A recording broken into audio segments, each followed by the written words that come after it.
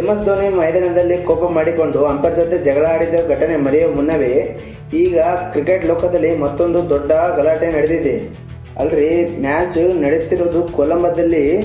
ಆದ್ರೆ ಇಲ್ಲಿ ಬ್ಯಾಟ್ ಹಿಡಿದು ಆಡಬೇಕಾದವರೇ ನೇರ ಅಖಾಡಕ್ಕೆ ಇಳಿದು ಹೊಡೆದಾಟಕ್ಕೆ ನಿಂತಿದ್ದಾರೆ. ಹೆಂಗೆ ಹೇಳಿ?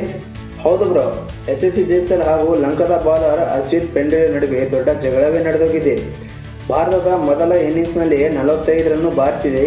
ಸಖತ್ತಾಗಿ ಆಡುತ್ತಿದ್ದ ನಮ್ಮ ಜೈಸ್ವಾಲ್ ವಿಕೆಟ್ ಹೋದ ತಕ್ಷಣ ಆ ಲಂಕಾದ ಬೌಲರ್ ಪೆಂಡ್ರೆ ಸಿದ್ಧ ಮೈದಾನದಲ್ಲಿ ಅತಿರೇಕವಾಗಿ ಸೆಂಡ್ ಆಫ್ ಕೊಟ್ಟು ಕೆಣಕಿ ಬಿಟ್ಟ. ಇಲ್ಲಿಗೆ ಬಿಟ್ರೆ ಚೆನ್ನಾಗಿರೋದೇನೋ, ಆದ್ರೆ ನೋಡಿ, ಇದರಿಂದ ಕೋಪಗೊಂಡ ಜೈಸ್ವಾಲ್ ಸುಮ್ಮನೆ ಕೂರಲಿಲ್ಲ. ವಿಕೆಟ್ ಬಿಟ್ಟು ಹೊರಡುವ ಮುನ್ನ ಬೌಲರ್ ಕಡೆಗೆ ತಿರುಗಿ ಹೋದರು.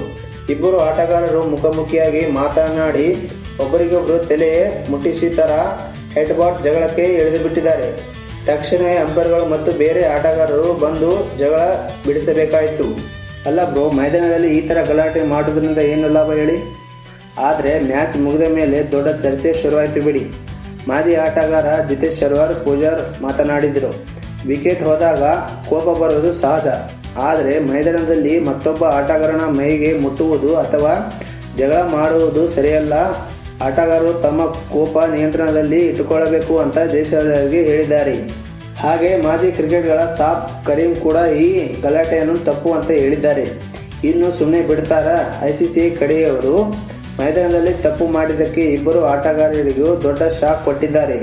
ICC ರೂಲ್ ಪ್ರಕಾರ ಜೈಸ್ವಾಲ್ ಹಾಗೂ ಪೆಂಡ್ರೆ ಇಬ್ಬರಿಗೂ ಮ್ಯಾಚ್ ಫೀಸ್ನಲ್ಲಿ 25% ದಂಡ ಹಾಗೂ ತಲಾ 1 ಡಿಮಿಟ್ರಿ ಪಾಯಿಂಟ್ ಅನ್ನು ಕೊಟ್ಟಿದ್ದಾರೆ. ಆದ್ರೆ ನೋಡಿ ಬ್ರೋ, ಇದಕ್ಕೆ ಇನ್ಸ್ಟಾಗ್ರಾಮ್ ನಲ್ಲಿ ಮಾತನಾಡಿರುವ ಜೈಸ್ವಾಲ್ ಅವರು ನನಗೆ ಏನು ಹೇಳಿದಾರೋ ಅಂತ ತಿಳಿಯದೆ ಯಾರು ತಪ್ಪು ತಿಳಿಯಬೇಡಿ. ಯಾರಾದರೂ ಮಿತಿ ಮೀರಿದರೆ ನಾವು ತಿರುಗೇಟು ಕೊಡಬೇಕಾಗುತ್ತೆ ಅಂತ ತಮ್ಮ ತಪ್ಪನ್ನು ಸಮರ್ಥಿಸಿಕೊಂಡಿದ್ದಾರೆ. ನಮ್ಮ ಚಾನೆಲ್ ಅನ್ನು ಸಬ್ಸ್ಕ್ರೈಬ್ ಮಾಡಿ, ವಿಡಿಯೋಗೆ ಒಂದು ಲೈಕ್ ಕೊಡಿ ಬ್ರೋ. ಹಾಗಾದ್ರೆ ಅಶ್ವಿತ್ ಪೆಂಡ್ರೆ ಅಂದು ಜೈಸ್ವಾಲ್ ಹತ್ತಿರ ಅಷ್ಟೊಂದು ಏನು ಮಾತಾಡಿದ್ರು ಗೊತ್ತಾ? ಇದರ ಅಸಲಿ ಕಥೆ ಏನು ಗೊತ್ತಾ? ನೀವೇನಾದ್ರೂ ಕ್ರಿಕೆಟ್ ಪ್ರೇಮಿಗಳಾಗಿದ್ರೆ ಕಾಮೆಂಟ್ ನಲ್ಲಿ ತಿಳಿಸಿ.